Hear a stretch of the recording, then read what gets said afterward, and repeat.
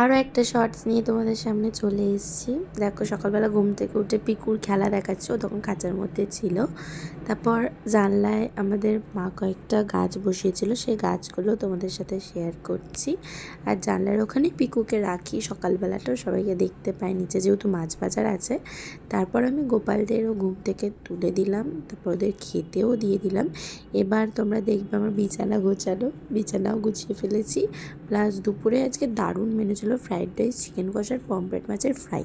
তারপর সরস্বতী পুজোর জন্য আমরা একটু কুমারটুলি গেছিলাম, সেখানে কত বড় বড় আর কি সুন্দর সুন্দর ঠাকুর।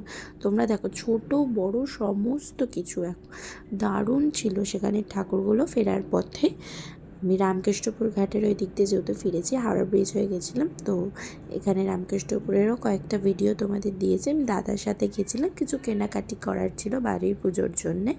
তো আমি আবার পরে শর্টস ভিডিও নিয়ে আসছি। টাটা।